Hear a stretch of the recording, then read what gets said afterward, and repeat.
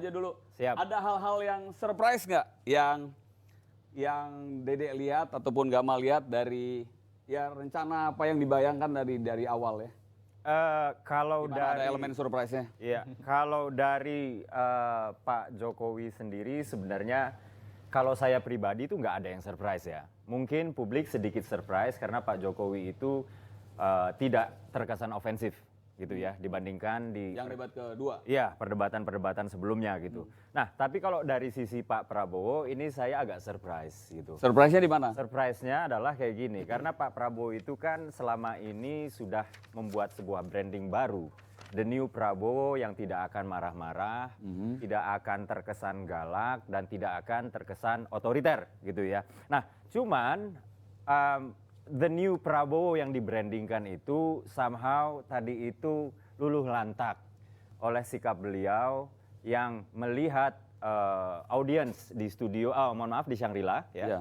Itu mentertawakan gagasan beliau yang ketika beliau itu ini ada yang salah tapi saya nggak tahu salahnya di mana kayak gitu loh. Dan yang kedua saya juga melihat Pak Prabowo itu sedikit baper. Bapernya di mana? Ketika Pak Jokowi mengatakan gagasannya tentang TNI, lalu Pak Prabowo mengatakan bahwa saya ini adalah TNI dan saya lebih TNI daripada TNI gitu ya. Lalu Pak Jokowi bilang Pak Prabowo ini kok ya seolah-olah seperti mengajak saya untuk tidak percaya TNI gitu. Saya percaya dengan TNI.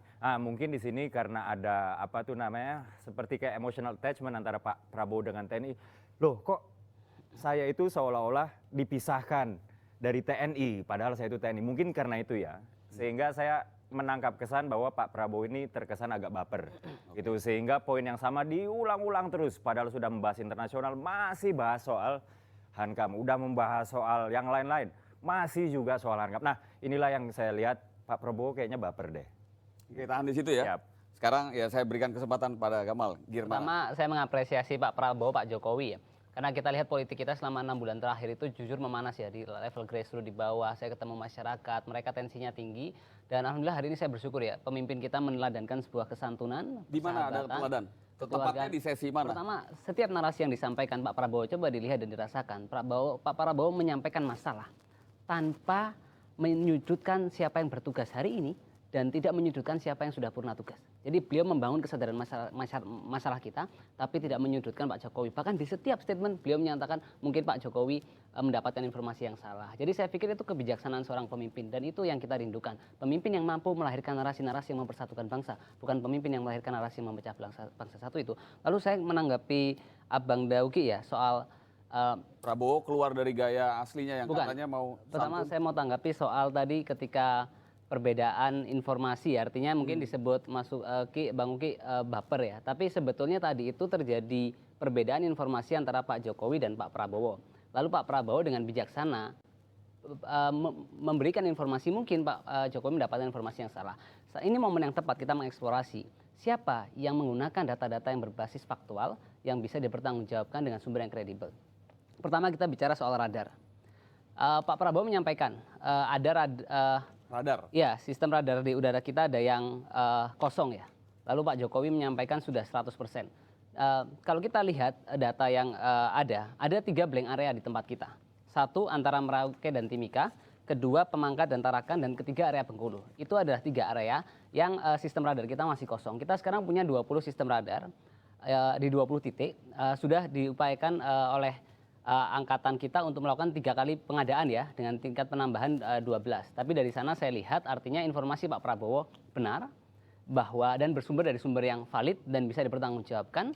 Satu itu. Jadi nanti mungkin Bang Uki bisa menjelaskan sumber informasi Pak Jokowi yang harapannya bisa memperjelas ini semua. Satu itu. Lalu kedua, tidak salah ketika Pak Prabowo menyatakan bahwa sistem pertahanan kita kurang ataupun dari anggaran ya. Contoh anggaran pertahanan kita. Minim. Itu kalau kita bandingkan dengan negara ASEAN ya. Contoh kita lihat di Myanmar itu anggarannya 13% dari APBN. Kita lari ke Brunei itu 9,3%. Kalau kita lihat di Vietnam itu 8,3% ya. Itu contoh bahwa memang anggaran kita itu paling rendah perbandingannya terhadap APBN dan terhadap PDB dibandingkan negara ASEAN. Apa akibat dari itu semua? Akhirnya kekuatan militer kita itu lemah dibandingkan negara-negara ASEAN. Saya ambil contoh. Kita bicara masalah data ya. Laporan dari Global Fire 2017 menyatakan contoh dari tank tempur ya, kita cuma punya 418. Vietnam saja itu punya 1.545. Kita lihat artileri kita itu 80. Bayangkan 80 ya. Vietnam itu 2.200. Peluncur roket kita 86.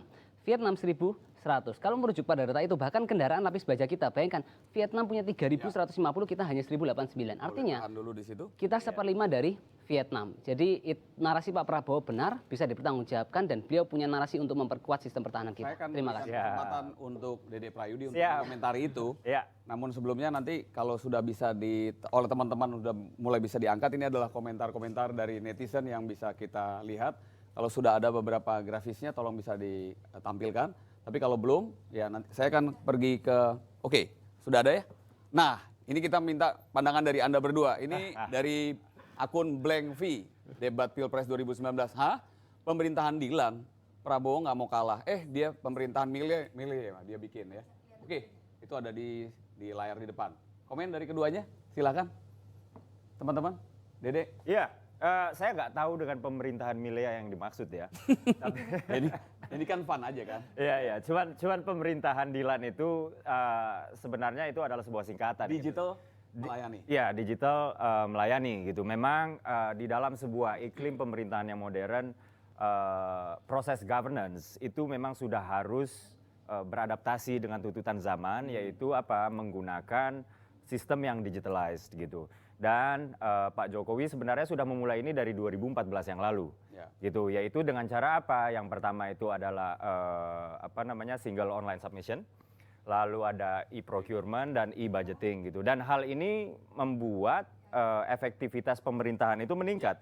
Jadi saya bicara soal data ya. Dek, boleh sebentar. Oh, aja. siap. Kita angkat lagi yang kedua, silakan. Ya. Kita angkat lagi yang kedua kalau sudah ada, supaya bisa kita komentari dulu 3 yang naik. Tadi ada 2 lagi. Oh, ini dari ini ya, dari Ragil 78. Nomor 02 membahayakan tenang, tegas. Body language-nya yang nyantai seperti presentasi. Nomor 01 kok tegang banget sih. Nah, gimana? Coba Mal. Ya, itu saya pikir respon dari masyarakat yang memang kita sepakati di sini ya. Bukan karena saya jubirnya, tapi kita semua secara objektif di sini bisa merasakan bahwa Pak Prabowo tampil dengan sangat santai, tanpa ketegangan, tanpa memojokkan, dan punya narasi yang sangat kuat sekali untuk pembangunan bangsa kita ke depan. Dengan ideologi yang sangat kuat berbasis Pancasila, lalu pertahanan keamanan jelas akan meningkatkan anggaran dan memperkuat pertahanan kita. Dan ketika bicara pemerintahan, beliau narasinya jelas, memahami bahwa masalah utama kita adalah korupsi, sehingga Dilan tadi seharusnya bisa menyelesaikan masalah korupsi kita. Nah, ini yang berikutnya dari Jerry Carlo Pandean. Ini membalas Trans7, Pak Prabowo sudah terasa temperamentif kali ya. Oke, saya sekarang langsung menuju ke komen aja dari keduanya gimana? Oke. Ya, kalau dari saya ya this is the real Prabowo gitu. Jadi mau bagaimanapun. Ini new Prabowo nggak? Buat saya the new Prabowo itu is just a matter of branding ya. Jadi ada satu hal yang berusaha disembunyikan dari dalam diri Yang Pak mana yang Prabowo. disembunyikan? Yang disembunyikan itu adalah temperamennya. Keluar nggak? Keluar. Pada akhirnya keluar gitu. Saya memang tidak melihat sisi temperamennya itu di beberapa debat sebelumnya ya. Nggak kelihatan. Tidak kelihatan, tapi yang namanya sesuatu yang hanya ditonjolkan untuk branding ya, ketika ditampilkan terus-menerus orang yang sama itu kan nggak bisa disembunyikan. Akhirnya apa? Akhirnya Pak Prabowo gagal menyembunyikan sisi aslinya yang temperamental tadi. Mungkin Mas Gamal bisa melihat Pak Prabowo itu tenang. Saya jadi mikir kalau tenangnya seperti itu, bagaimana kalau tidak tenang? Gimana, Mal? Itu yang disebut dengan new Prabowo yang katanya lebih adem, terlihat di putaran kedua juga orang banyak terkesima, tapi kok hari ini keluar yang temperamentalnya? Sebetulnya begini, kalau kita lihat dalam durasi 2 jam itu Pak Prabowo jelas santai, tenang, menyampaikan dengan penuh kedamaian. Yang tenang ada lah ya. Ya. Yang tenang ada. Ya, ada mungkin satu titik di mana beliau menegur ya. Menegur ketika ada yang menertawakan permasalahan bangsa kita soal keamanan. Apakah salah ketika seorang pemimpin merasa sakit ketika bangsanya ditertawakan? Ketika pertahanannya ditertawakan, ketika masalah kebangsaan ditertawakan, jangan-jangan kita tidak memahami bahwa kita boleh sebetulnya mengingatkan orang-orang yang berlaku tidak bijak kepada bangsa kita. Contoh, ketika misal ada yang merendahkan Indonesia, di kancah dunia contohnya ya. Apakah kita akan tinggal diam? Tentu tidak. Jadi narasi ketegasan itu kita butuhkan sebagai seorang pemimpin untuk tahu kapan kita harus mengingatkan, kapan kita harus tenang. Jadi sebagai pemimpin bukan berarti kita harus diam. Ketika ada sesuatu yang merendahkan bangsa kita, Bung Karno, Bung Tomo, dulu mereka berteriak dengan keras. Apakah mereka dibilang temperamen? Tidak, karena mereka punya alasan yang kuat ketika menyampaikan ketegasan narasinya. Baik, ada sebetulnya satu pertanyaan lagi yang saya ingin tanya soal anggaran, tapi nanti mungkin kita akan bahas di sesi berikutnya, yaitu soal masalah pertahanan keamanan. Kita punya anggaran 107 triliun, itu hanya 5% dari APBN, dan itu hanya 0,8% dari GDP Indonesia.